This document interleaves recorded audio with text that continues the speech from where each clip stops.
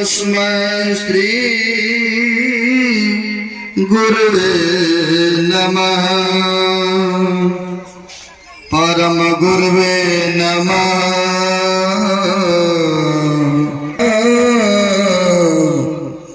परमात्मा आदि गुरुदेव अनादि गुरुदेव अनंत अखिल गुरुदेव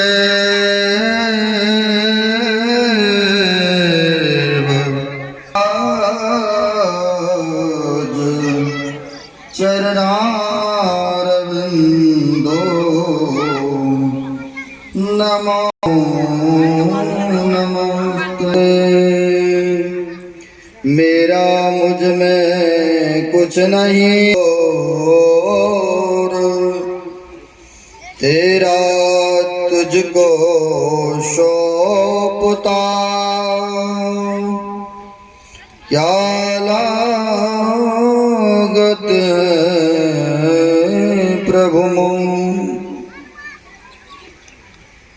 सर्वत्र व्याप्त जन जन में विराजमान कन कन में व्याप्त जग उद्धारक जग कल्याणकारक सदगुरु सर्वत्र है परमात्मा के स्वरूप। ऐसे महापुरुषों के पाद पद्मों में को भी पावन करने वाले मंचस्थ पूज्य अति पूज्य गुरुजन आए हुए सदगुरु के सद भक्तगण सभा को नमन है। अभी हम आप पवित्र ग्रंथ से सुन रहे थे कर्म के विशेषता के बारे में, जो कि निषाद और लक्ष्मण भाई का संवाद को हम लोग सुने हैं। जब देखा निषाद ने जंगल में पत्ते के बिछावन पर सोए हुए माता सीता को और राम भगवान को तो गुनिषाद कहने लगे माही किया आज भवन में। तो फिर बोलते हैं लक्ष्मण भैया काहुन को सुख दुख कर दाता निज कृत कर्म भोग सुनहु भ्राता। कहते हैं कोई किसी को सुख या दुख देने वाला नहीं है, ये स्वयं ही अपने कर्मों का फल भुगतने के लिए सबको दुख उठाना पड़ता है। तो कहते हैं हम लोगों को भी जीवन में कई बार कई तरह के परेशानियां आती ही रहती है, दुख आते ही रहते हैं। तो कहते हैं अपने ही कर्मों से कोई हंसता है तो अपने ही कर्मों से कोई रोता है कर्म का भेद। भाई अपने अपने कर्म का यह है फेर, यानी अपने जो जैसा कर्म किए हैं अब उसके अनुसार से यहाँ पर कोई हंस रहा है और कोई रो रहा है, ऐसा कर्म बना है। यानी कोई सुखी जीवन यापन कर रहे हैं और कोई दुखमय जीवन यापन कर रहे हैं। तो उनके जीवन ऐसा बना है, कर्म बना है, इसी कारण से उनको दुख भोगना पड़ रहा है। लेकिन मनुष्य चाहते हैं कि हमें दुख नहीं ही हो, हमें सुख मिले, शांति मिले। लेकिन कहा है करे बुराई सुख चाहे कैसे पावे को रोपे पेड़ बबूल के आम कहाते हो। महापुरुषों ने कहा है अगर जीवन में अशुभ कर्म किए हैं, पाप में कर्म बना है और चाहते हमें सुख मिले, संभव नहीं है ना। जैसे रोपे पेड़ बबूल का, कटेले वृक्ष लगाए और चाहते हैं उसमें मीठा फल लगे, संभव है क्या? नहीं है। मुरिया डोल रहे नहीं, बिल्कुल सत्य वचन है। वैसे ही कहते हैं अगर कर्म शुभ करेंगे तो शुभ फल लगेगा। अभी हम लोगों ने सुने हैं यह शरीर रूपी आपका जमीन है, आपका खेत है। गोस्वामी तुलसीदास जी महाराज की वाणी को सुना रहे थे ना, तुलसी यह तन खेत है, मन बच कर्म किसान, अब पाप पुण्य दो बीज है, बोर ले नौ सुनिधान। महापुरुष कहते हैं यह शरीर रूपी जमीन है, इसमें चाहे शुभ बीज को बो लीजिए या चाहे अशुभमय बीज को बोइए, क्योंकि जमीन आपका है ना, आप स्वतंत्र है ना बीजने के लिए, बोने के लिए। तो बीजते हैं, एक दाना को जमीन में डालते हैं, समय आने पर कितना गुना हो जाते हैं। तो किनका हुआ? जिनका जमीन है, जिन्होंने फसल का सिंचाई किया, उन्हीं का होता है ना।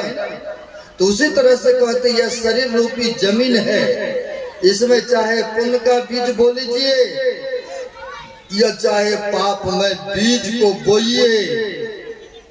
भगवान कृष्ण ने भी कहने की कृपा किए हैं, कर्म करने के लिए स्वतंत्र है मानव, लेकिन फल के लिए कोई भी स्वतंत्र नहीं है। क्योंकि कहा है जितना जो कर्म करता उतना ही फल पाता। अब मेरे मालिक के दरबार में सब जीवों का खाता नहीं, कहते हुआ परमात्मा के दरबार में सब जीवों का खाता है, लेखा जोखा है ना। लोग छिपा करके अकर्म अकर्तव्य कर्मों को करते हैं, अशुभ कर्मों को करते हैं, तो कहते किसने देखा है? अगर कहीं पुण्य कर्म करते हैं व्यक्ति, तो ना जाने यहाँ वहां जा जा करके बखान करते हैं कि फलाना के दृष्टि में हम कैसे प्रतिष्ठावान हो जाए, कैसे हमें कहे कि बहुत बड़ा दानी है, कैसे कहे कि बहुत बड़ा धर्मात्मा है। कहते हैं शुभ का बीज तो लगाते हैं, लेकिन क्या होता है? बंदर वाला हाल होता है। बंदर था, बंदर जैसे आम लीची का सीजन आ रहे ना, बहुत बंदर जाते थे बगीचा में खाने के लिए। जब जाया करते तो जिसने बगीचा को खाद दिया, धुलाई किया, देखभाल करते हैं, तो समय आने पर तो खाने के लिए नहीं छोड़ते हैं ना, देख रेख करने के लिए कोई व्यक्ति प्राणी होते हैं। अब उसी प्रकार से जब बंदर भालू जाते थे खाने के लिए बगीचे में, तो डंडा मारते थे बगीचा वाले, ईंटा मारते थे। सब बंदरों का हुआ मीटिंग, क्यों नहीं एक एक गुठली को लाते हैं। और देखे होंगे नदी के किनारे में बहुत ऐसे खाली पड़ा रहता है जगह।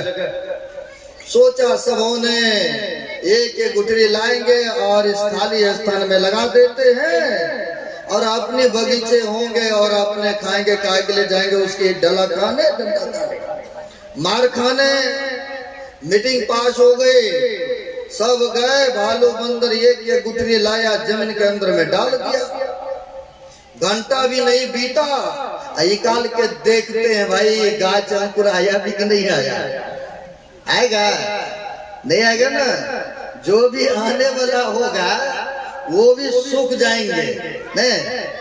लेकिन मनुष्य का भी यही हाल है, अगर कहीं शुभ में कर्म किया, पुण्य में कर्म बना, तो ना जाने उनके पास उनके पास उनके पास। मैंने तो गरीब लड़कियों का शादी करा दिया, मैंने तो यह मंदिर बनवा दिया, मैंने उनको वस्त्र नहीं था सर्दी का, मैंने वस्त्र दे दिया। अने पुण्य में कर्म तो किया, बीज लगाया, लेकिन बंदर वाला हाल है, इकाल इकाल के देख रहे हैं। भी लगेगा कभी हुआ क्या? 1 घंटा हुआ बीता, कहा अच्छा चलो नहीं लगा है इसमें बीज, अभी वो अंकुर नहीं आया, फिर जमीन के अंदर डाल दिया। फिर नहीं कई घंटा हुआ, फिर निकाल के देखते हैं भाई गाछ क्यों नहीं आया। आएगा नहीं आते हैं। अगर कहीं अशुभ कर्म होता है,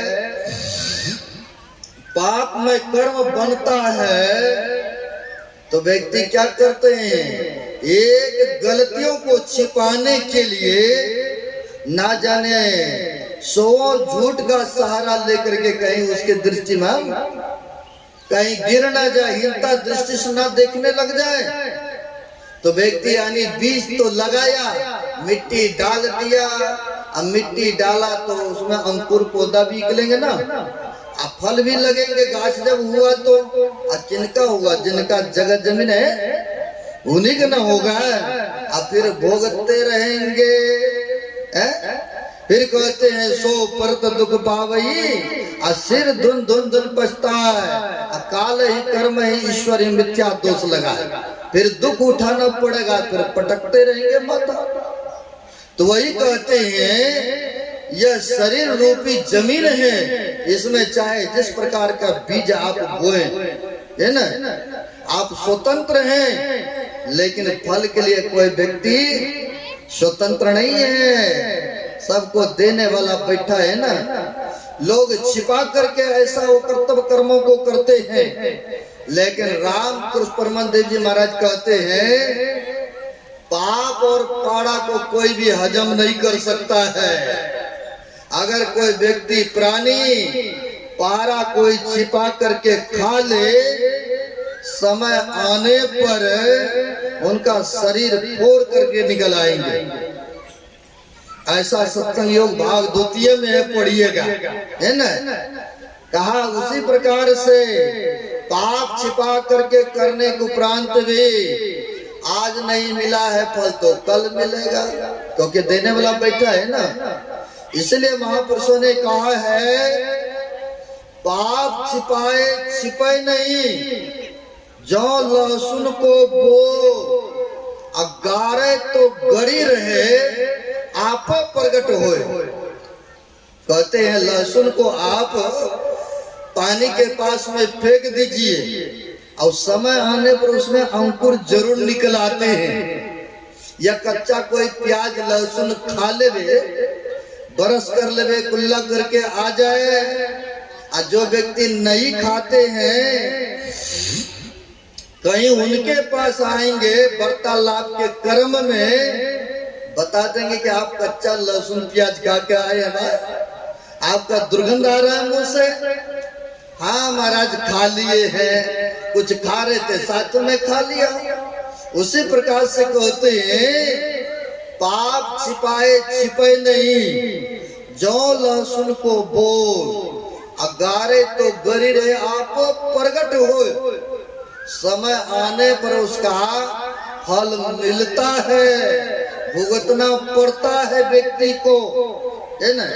अगर चाहते हैं इन कर्मों को नहीं भुगतना पड़े तो क्या करना पड़ेगा, तो कहते हैं संत सदगुरु के चरण में जाना पड़ेगा। जो संत महापुरुष के चरण में जाते हैं तो हमारे गुरु महाराज कहते हैं कर्म धर्म को जला खाकर देंगे तुमको तार। कब? जब यही मानुष दे समैया में करो परमेश्वर में प्यार। जब भक्ति भजन करेंगे, जो हो गया कर्म तो वो हो गया, पीछे का नहीं, वो तो भूतकाल में चला गया। लेकिन कहते अगर वर्तमान को ठीक कर लेते हैं ना, जो अभी प्रत्यक्ष में है, अगर इसको ठीक कर लेंगे, शुभमय कर्म करना प्रारंभ कर देंगे, तो कहते हैं भविष्य भी उनका सुखद होता है, मंगलमय जीवन होता है। इसलिए कहते हैं यह मनुष्य शरीर मिला है, बड़ा उत्तम शरीर मिला है। कर्म करने के लिए स्वतंत्र हैं, लेकिन फल के लिए कोई भी स्वतंत्र नहीं है। अभी हम लोग ने सुने हैं, ना जाने आप लोगों में से ऐसा बहुत देखने को मिला होगा, अपने बच्चे के लिए, अपने बेटा पोता के लिए ना जाने चोरी डकैती लूट घसोट बेईमानी सब करते हैं कि हमारा बेटा पोता सुखद जीवन व्यतीत करेंगे। लेकिन ये जो अशुभ कर्म आपके द्वारा हुआ, इनमें कोई बेटा और पोता कोई नहीं भागीदारी होंगे। अगर ऐसा होता तो आप लोग रत्नाकर नामक के डाकू के बारे में सुने होंगे। बाबा नारद उसे गए समझाने के लिए और उन पर भी वार करना चाहा, तो बाबा नारद ने समझाया कि देखो इतना जो तुम लूट घसोट छीन छोड़ कर रहे हो, क्या इसका फल जो घर का सदस्य है उसमें भागीदारी होंगे? ये जो अशुभ कर्म बन रहा है, पाप में कर्म कर रहे हो, इसका और भी कोई होगा भोगने वाला? कहा क्यों नहीं होगा, मेरे माँ बाप है, मेरे पत्नी है, मेरे बच्चे हैं, उनको मैं बढ़िया से खिला रहा हूँ, बढ़िया से रो रहे हैं, और जब कर्म मैं कर रहा तो वो भी हिस्सेदार बंटवारा होंगे। कहा ऐसा नहीं है। कहा नहीं है। कहा जाके पूछ लो। कहा हम उधर पूछने जाएंगे, इधर आप भाग गए तब? कहा बांध तो नहीं है विश्वास, तो गाछ में बांध देते हैं नारद बाबा को। गए पूछने के लिए माँ बाप से, कहा हम जो इतना लूट चोरी घसोट करके आप लोगों को बढ़िया से खिला पिला रहे, बढ़िया से रोक रहे हैं, क्या ये जो पापमय कर्म बन रहा है, क्या इसमें हिस्सेदार होंगे ना? तो माँ बाप ने कहा मैं क्यों हूँ बेटा, मैं तो वृद्ध हो गया ना। जब तुम छोटा था तो तुम्हें भी मैंने खिलाया पिलाया बड़ा किया हूँ, अब मैं बच्चा के रूप में हूँ, कमाने का समर्थ नहीं है, तुम जैसे मर्जी जहाँ मर्जी से लाओ खिलाओ रखो, हम तुम्हारे पाप कर्मों का भाग्य नहीं हो सकता हूँ। अब वही बात सुने भी है ना, अपनी अपनी करनी अपनी अपनी साथ, करे से पावे आपो आप, पुत के करनी पुत ही पावे, पिता के पिता को ही मिलता, कसम को अपना ही फल फलता, अपनी करनी से जीव सब पार उतरता। अभी सुने हैं हम लोगों ने। कहा जाके पत्नी से पूछते हैं, पत्नी भी कहती है आपने लाए हैं हाथ पकड़ के, आपका कर्तव्य होता है जैसे मर्जी खिलाइए, जैसे मर्जी रखिए, मैं इसमें पाप में भागी नहीं बनूंगा। पुत्र से पूछा, उनको भी वही जवाब मिला कि आप पैदा ही किए हैं, आप जैसे मर्जी खिलाइए रखिए, मैं नहीं बनूंगा। बड़ी झटका जोरों के लगा। आया बाबा नारद के चरण पर गिरते हैं, महाराज जो आप कह रहे हैं ना बिल्कुल सत्य वचन है, कुछ बचने का उपाय जो कर्म बना का अवश्य है बचने का उपाय, तुम साधन भजन सुमरण करो, तुम बच जाओगे इस कर्मों से। कहा है शुभ अशुभ कर्म जो करते हैं अगर बचना चाहते हैं तो कहा है महापुरुषों ने, शिव नारायण होते हैं जो अपने ओर देखते हैं सब कर्म से मुक्त हो जाते हैं, शुभ और अशुभ कर्म न लागे जागी दरियो प्रिय चोर, जो शिव नारायण आपन देखे सब कर्म मिटावत हो, कहते अपना कर्म को वह मिटा देते हैं जो अपने तरफ देखते हैं। इसलिए कहते जीवन में जो अशुभ कर्म बना है अगर चाहते उसे नहीं भुगतना पड़े तो अभी भी आपके पास सुनहरा अवसर है, मौका है। आइए संत महापुरुषों के चरण में लगिए और फिर ध्यान भजन सुमरण करना प्रारंभ कीजिए, तब देखिए आपके जो अशुभ कर्म बना था वो सारा धीरे धीरे कहते हैं खत्म होंगे, और फिर आगे जो है वो बंद हो गया। अशुभ कर्म होना और फिर सुखमय सुखदमय कर्म होता है, और फिर आगे भविष्य आपका उज्जवल सुखद होता है। जो संत महापुरुष के चरण में जाते हैं तो कहते हैं उनका जीवन सुखमय आनंदमय हो जाता है। भुगतना तो पड़ता है लेकिन बहुत कम मात्रा में भुगतना पड़ता है। है ना, बहुत बड़ा सजा है। कहा है महापुरुषों ने कि संतों के दर्शन से, संत के चरण में जाने मात्र से अगर सूली की सजा है ना तो वो भी कट जाते हैं। कहा है कबीर दर्शन बड़े भागे सो पाए, जो हो गए सूली सजा कांटों पे टल जाए। ऐसा हुआ है प्रत्यक्ष में।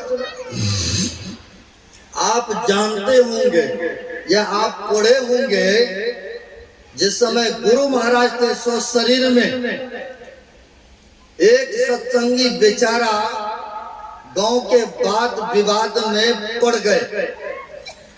लड़ाई झगड़ा हुआ, कई बार होते ना, छुड़ाने के लिए जाते हैं कई व्यक्ति, और कई जो समझदार रहते हैं नहीं जाएंगे कहीं कोई झंझट ना हमारे ऊपर आ पड़े। वो सत्संगी श्रद्धालु थे, गुरु महाराज के बड़े प्रिय भक्त थे।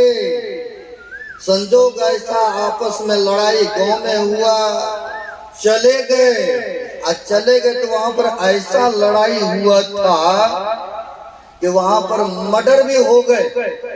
अब मर्डर हो गए थे और नाम इनका भी पड़ गया, किसी ने कत्ल किया। नहीं, कई बार देखे होंगे आपस में लड़ाई, डंडा मार, ये वो ईटा मार। एक जगह मैं गया था नवुचिया भागलपुर की तरफ, गाड़ी लेके सड़क से जा रहे थे और कोई घर बनाने के लिए नींव नहीं देते हैं, और थोड़ी जगह के लिए देखा दोनों तरफ से लोग पूरे तमाशा देख रहा है। इधर से भी ईटा बड़ा बड़ा मार रहा है, उधर से भी मार रहा है। अब कई व्यक्ति लगा है, कोई नहीं जा रहा छुड़ाने के लिए, कहीं जाए कहीं हम ही के ऊपर न बजर जाए। अब कई व्यक्ति ऐसा भी होता है, छुड़ाते हैं, समझाते हैं।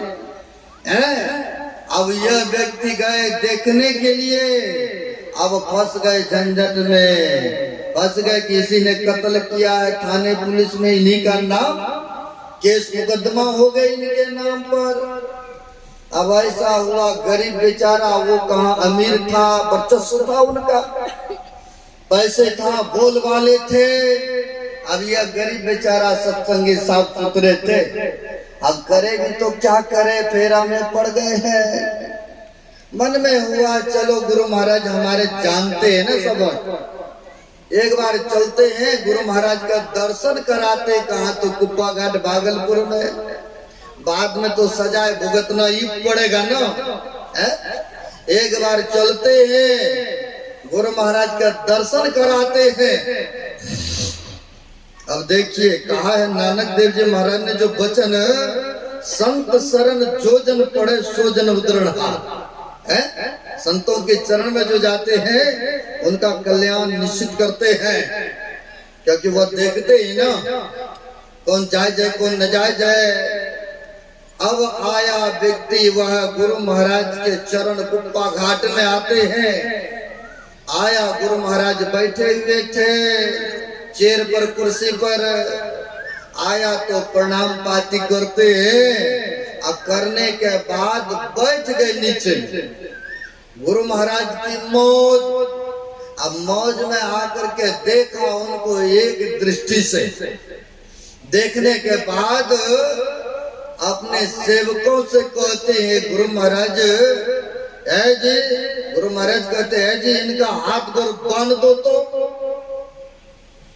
सेवकों ने सोचा कि अब तक गुरु महाराज ऐसे ही थोड़ा सा मखौल चिचरा करते होंगे, तो सेवकों ने कहा गुरु महाराज रस्सा नहीं है पास में। अच्छा रस्सा नहीं है, क्या पहने हुए हैं? अभी भी आप लोगों में बहुत बुजुर्ग है ना, धोती पहने है ना। कहा हजूर धोती पहने हुए हैं। कहा इन्हीं के धोती से बांध दो। अब रस्सा लाने की आवश्यकता नहीं है ना, कोई बांधना तो नहीं चलेगा। अब गुरु महाराज का आदेश हुआ, उन्हीं के धोती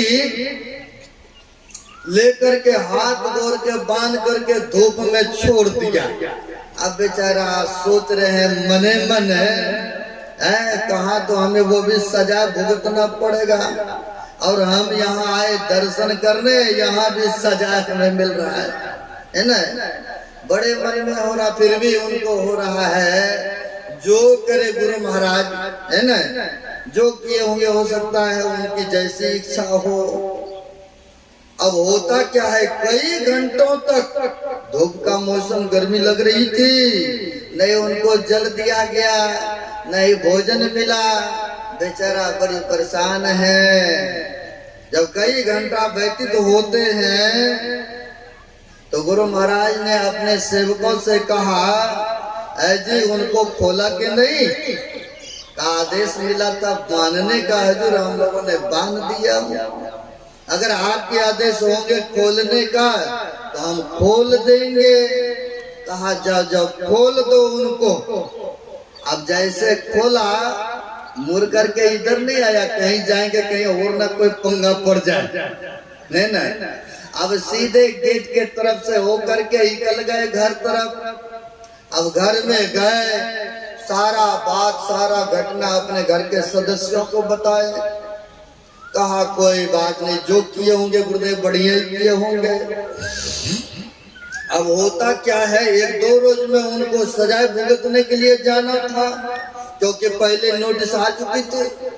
अब होता क्या है, जैसे सुबह होते हैं और सुबह होने के उपरांत जो है उधर कोर्ट से सिपाही एक समन लेके, एक चिट्ठी लेके आते हैं कि जिस व्यक्ति ने मर्डर किया था, कत्ल किया था, वो पकड़े गए और इनको सजा से मुक्त किया जा रहा है। अब इनको महसूस हुआ, गुरु महाराज ने जो हाथ पांव को बांध करके धूप में दिए थे, वह गुरु महाराज ने हमारे सजाए को ही काटा था। अब पूर्ण विश्वास होगा ना उनको, जो किए हमारे गुरु महाराज। तो कहने का सांस हुआ, जो संत महापुरुष के चरण में चले जाते हैं, जो शरण में जाते हैं, तो वह नानक देव जी महाराज के वचन है, संत शरण जो जन पड़े सो जन उद्रणा। यानी संतों के चरण में जो चले जाते हैं उनका उद्धार, उनका कल्याण अवश्य हो जाया करते हैं। अगर हम आप चाहते हैं कि वह दुख नहीं उठाना पड़े, नहीं भुगतना पड़े, तो अभी भी गुरु के बताए अनुसार जीवन को यापन कीजिए। यह नहीं कि दूसरे का धन लेने का प्रयास, झूठ प्रेम बहुत ऐसा है ना, दूसरे का लेकर के अपना जैब भरना चाहते हैं, बहुत देखने को मिलेगा ऐसा। महर्षि संसेवी परमहंस जी महाराज कहा करते थे कभी कभी कहानी, आप लोग सुने होंगे है ना, क्योंकि कर्म के विषय में पाठ हुआ है। महर्षि संसेवी परमहंस जी महाराज कहते थे कहानी कभी कभी कि दो मित्र था। देखिए कितने दर्दनाक कहानी है। दोनों मित्र में बड़ी घनिष्ठता, कोई भी काम करना, कहीं जाना कहीं आना, तो दोनों साथ में ही करते थे। लेकिन एक अमीर तो बड़े अमीर थे, नहीं होता है, अगर दोस्ती हो जाते तो गरीब और अमीर नहीं देखा जाता है ना। अब वहां पर एक तो अमीर थे, पैसे वाले थे, धनीमानी थे, लेकिन एक बेचारा गरीब थे, लेकिन थे बड़ी शुद्ध, बड़ी पवित्र वह आदमी। किसी तरह के उनके अंदर में छल कपट परपंच नहीं था। अगर दोस्ती कहते नहीं निभाना है, चलाना है, तो कहते छल कपट को छोड़ करके जो रहते हैं ना, जिनके अंदर में विनम्रताएं होते हैं, उन्हीं की दोस्ती विनिम्रता है ना। अब दोनों में बड़ी घनिष्ठता, तो अमीर मित्र ने सोचा यह गरीब है लेकिन है तो हमारा ही मित्र है, सो क्यों नहीं कुछ रुपया पैसा दे करके दोनों मित्र करते हैं व्यापार का काम। दोनों छोटा मोटा व्यापार प्रारंभ किए, करने के उपरांत जो है धीरे धीरे बढ़ते गए, 2 रुपया बचते गए, अमीर होते गए। यानी छोटा व्यापार से बड़ा व्यापार बन गए। नहीं होता है, आमदनी होते जाते हैं और ज्यादा से ज्यादा खरीद बिक्री करते जाते हैं। अब यह बड़ा अमीर हो गए मित्र, दोनों मित्रों में बड़ी घनिष्ठता, बहुत रकम को खरीदा। बहुत रकम को खरीदने के उपरांत नहीं होता, कई बार अगर यहाँ पर हाव भाव नहीं होता है ना, तो कहीं ट्रक पर गाड़ियों को लोड करके बाहर सेल करते हैं। बाहर लेकर के गए दोनों मित्र बेचने के लिए, और जब बेचने के लिए गए तो वहां भी देखा भाव गिरा हुआ है। सोचा गोदाम लेते हैं, इसी में रख देते हैं, जब ठीक ठाक होगा रेट में तब करेंगे इसका सौदा पानी, बेचेंगे। अब वहां पर रख करके दोनों मित्र वापस हो लिए अपने घर को। घर को बोले पुराने जमाने में मोबाइल नहीं था, चिट्ठी से काम चलाते थे ना। आप लोग भी दिल्ली पंजाब जाते होंगे, घर का समाचार लेना होता होगा या तो देना होता होगा, तो क्या करते, चिट्ठी भेजते थे नहीं। अब न है बैठे बेशक इंडिया में, अब विदेश का भी खबर लेना चाहेंगे ना तो मिनटों में ले लेते हैं ना। तो अब क्या होता है, दोनों मित्र आया घर।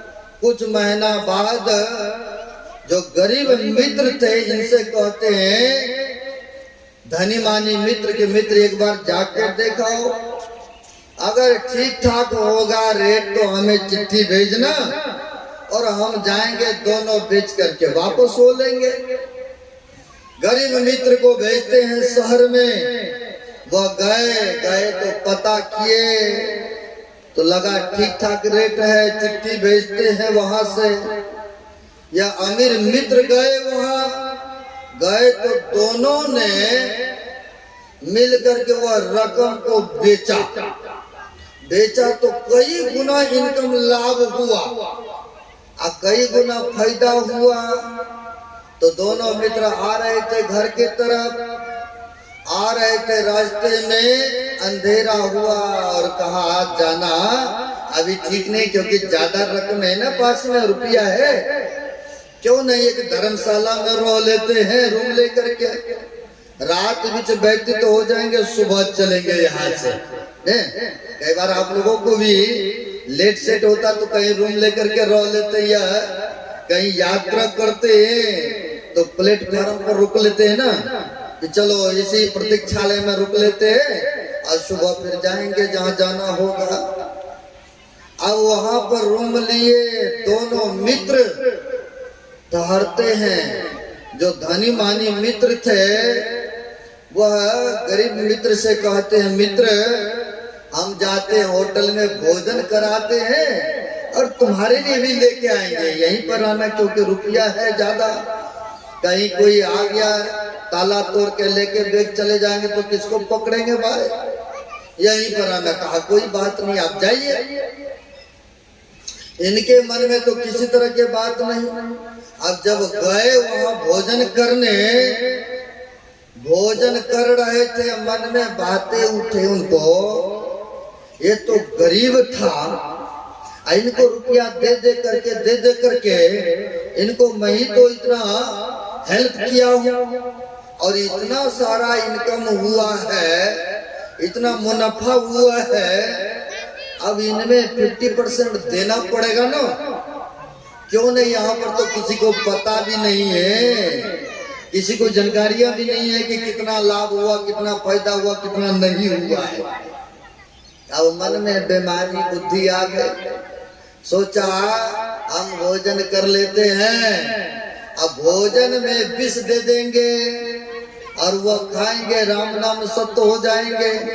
रही बात घर पर, घर के लोग उनके बेटे पत्नी पूछेंगे तो कुछ सबूत के लिए कुछ पैसे डॉक्टर को दे देंगे, वो फाइल बना के दे देंगे। आजकल पैसे में सब कुछ होता है ना। ऐसा मन में भाव उत्पन्न हुआ। उन्होंने क्या किया, भोजन किया और करने के बाद उस भोजन में विष मिला देते हैं। आया वहां से कहते हैं, मित्र लो मैं तो भोजन करके आया हूँ और आप भी भोजन कर लो। उनको क्या पता था कि इसमें क्या है नहीं है ने, यानी दूसरे का बढ़ती चढ़ती नहीं देखा जाता है। गुरु महाराज के साथ भी ऐसा घटना घटित हुआ, आप सुने होंगे। उधर जाना नहीं चाहता हूँ। जब गुरु महाराज का भी देखा ना बढ़ती चढ़ती, एक व्यक्ति ने भोजन में ही जहर डाल दिए थे, खाएंगे सबके राम नाम सत हो जाएंगे, घंटी बज जाएंगे, इनका खेल खत्म हो जाएंगे। लेकिन संत महापुरुष जो होते हैं संसार को जिंदा करने के लिए आते हैं, संसार को चिताने के लिए आते हैं, उनको कौन मारने वाले में से? अब क्या होते हैं, कहा लो मित्र भोजन कर लो, हम तो करके आ गए।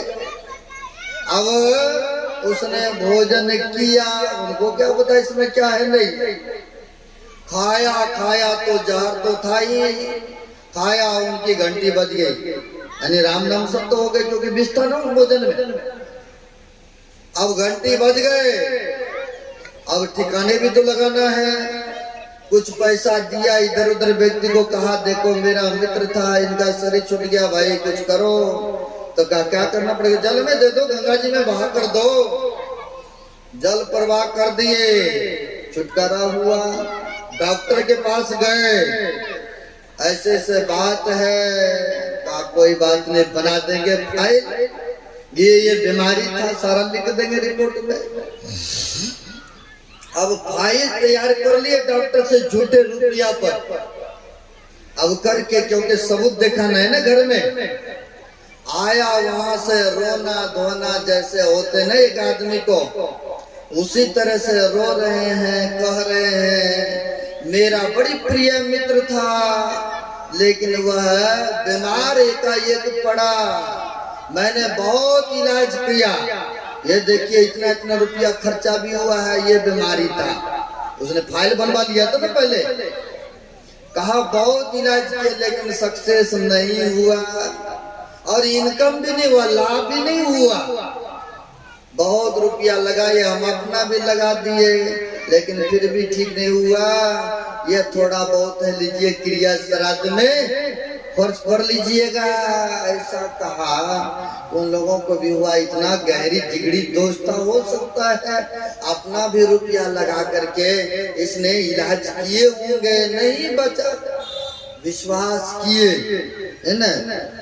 लेकिन क्या था, वो तो धनी मानी थे, लेकिन उनके घर में नहीं कोई पुत्री हो रही थी, ना ही कोई पुत्र ही था, है ना। अब वो कोई बच्चा का बाप नहीं।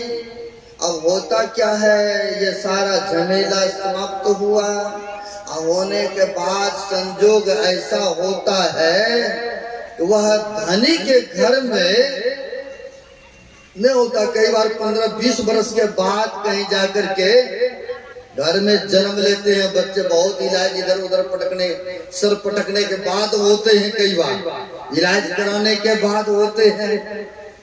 तो होता क्या है, कई वर्षों के बाद उसके घर में पुत्र एक जन्म लेते, धनी के घर में। रुपया पैसा तो था ही पहले से चकाचक, बढ़िया से पढ़ाया लिखाया, बढ़िया इस तरह से बढ़िया हॉस्टल में दिया, अब बढ़िया से उनकी जीविका चल रहा है। पढ़ा लिखा करके बच्चे को योग्य बनाया, शादी की योग्य भी हुआ। अब शादी विवाह के लिए भी इधर उधर देखने लगे, नहीं जब लायक होता तो खोजते हैं ना, माँ बाप का कर्तव्य होता है।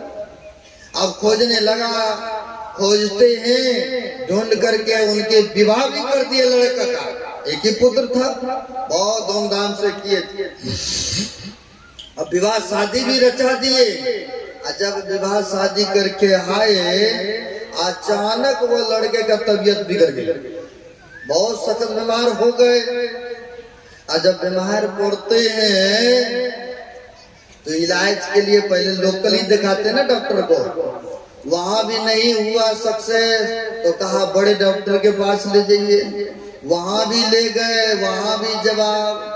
तो बहुत जगह जगह पर गए, यहाँ तक कि विदेशों में भी लेके गए, सुनते सब जगह इलाज कराए। डॉक्टर को शायद अनुभव हो जाते हैं, इतना दवाई इतना कुछ कर रहे हैं, अब ये लगता है सक्सेस नहीं हो रहा, तो जवाब भी देते हैं ना, ये कुछ दिन का मेहमान है, इनको ले जाइए घर में सेवा सत्कार कीजिएगा। बहुत रुपया पैसा खर्चा किए, लेकिन सक्सेस नहीं हुआ। नहीं होने के बाद कहा ले जाइए। लेके आया घर में, परेशान है घर के लोग। आया वहां पर सुला दिया। काम काज भी तो थक पड़ गए थे। अब जो है घर में सुला दिए। सब आदमी चिंतित है, एक ही पुत्र था, है ना। एकाएक क्या होता है, वो बच्चा हंस उठता है। हंस पड़ा तो पिता आते कहते बेटा ठीक हो ना, तुम्हारी आवाज सुनने के लिए हम तरस रहे थे, कहाँ नहीं इलाज कराए। तुम तो देखते भी नहीं थे, बोलते भी नहीं थे, अभी आवाज निकला, तुम ठीक हो ना। तो वह पुत्र कहते हैं हाँ अब मैं ठीक हूँ, अब मैं ठीक हूँ। कहा ठीक हो, बड़ी खुशी की बात है। कहा खुशी की बात तो ये है हमें पहचाने आपने कि मैं कौन हूँ। कहा कौन होंगे, तुम तो मेरा पुत्र हो ना, बचपन से तुमको पाल पोस के मैंने बड़ा किया हो ना, तुम तो मेरे ये पुत्र हो। शरीर भलो किसी का पुत्र हो, बाप हो, माँ हो नहीं, लेकिन इनमें जो रहने वाला है वो पता है कि कहाँ से आया है, कौन था पिछला जन्म का, ये ज्ञात नहीं है ना। अब वहां पर कहते हैं अब मैं ठीक हूँ, पहचाने आपने कौन है हम। कहा पहचानने क्या सवाल, मेरा ये तो बेटा हो तुम। कहा शरीर भलो बेटा है, लेकिन मैं वही मित्र हूँ जिसको तुमने पैसे के लोभ में जहर विष दे दिया था, और विष दे करके तुमने हमारे शरीर को भलो नष्ट किया था। लेकिन वही कर्जा वसूल करने के लिए हम तुम्हारे घर के पुत्र के रूप में जन्म लिया हूँ। अब मैं सारा कर्जा वसूल कर लिया हूँ, अब मैं जा रहा हूँ शरीर को छोड़ करके। इतना कहा, उनके तो पिछला जो किया हुआ था कर्म याद आ गए। बात तो सही है, कई वर्ष बीत चुका था, याद आ गए, बात तो बिल्कुल सच है। इतना कह करके वह शरीर को परित्याग करते हैं। अब त्याग तो करने लगे, लेकिन कहा चलो तुम तो ऐसे ही पुत्र के रूप में होते, चलो शरीर छोड़ देते, खर्चा करवाते। लेकिन इसको हाथ पकड़ के लाया तुमने, ये तो जवानी में विधवा हो गई ना, जिनको शादी करके लाए थे। आप पता है ये कौन है, वही रुपया के चलते इसने झूठी कागज, फर्जी कागज बनाए थे, डॉक्टर थे ना, है वही डॉक्टर है ये। लड़की के रूप में आए, अब ये विधवा ले गधवा होकर के भटकेगी, कल्पेगी, ये वही डॉक्टर ही है। इस जन्म में यह लड़की रूप में बन करके आई थी। तो देखिए कर्म किसी को पीछा नहीं छोड़ते हैं, इसलिए कहते हैं दूसरे का लेने का प्रयास मत कीजिए। कबीर साहब कहते हैं आप ठगाइए पर दूसरे को नहीं ठगना चाहिए ना, है। जब ऐसे उपकार की भावनाएं होता है, सेवाएं की भावना होंगे, तो कहते हैं कभी अशुभ कर्म नहीं बनेगा, है ना। इसलिए कहते संतों के चरण में आइए, तब जाकर के सत असत का ज्ञान होगा, पाप पुण्य का ज्ञान होता है। कहाँ जाने से इस सत्संग के विद्यालय में, तब आपको पता चलेगा कि कैसा कर्मों को करना चाहिए, है ना। इसलिए कर्म के विशेषता के बारे में सुने थे, राम भगवान को भी वनवास जाना पड़ा, सुने हैं अभी, उनका भी कुछ कर्म बना तो नहीं सा है। अगर राम भगवान वनवास नहीं जाते तो राजा दशरथ कैसे प्राण त्यागते हैं। उसने भी तो श्रवण कुमार को तीर मारे थे ना, जब पानी पी रहे थे तो उनके माता पिता का श्राप था ना कि जैसे हम अपने पुत्र के वियोग में शरीर का परित्याग कर रहा हूँ, वैसे तुम भी करोगे।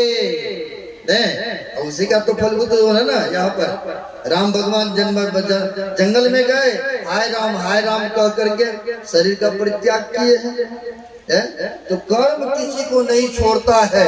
अगर कर्म से बचना चाहते हैं तो सदगुरु के चरण में आइए और उनसे ध्यान ज्ञान की युक्ति लेकर के अगर ध्यान करेंगे तो कहा है विश्वनाथ संचालय साहब नदी किनारे घर किया कर्जा कर खाए और कर्ज दर्ज जब मांगन आवे घुसक नदी में जाए। इसलिए आगे नहीं बढ़ूंगा, देखते हमारे भाईचारा जो उठ के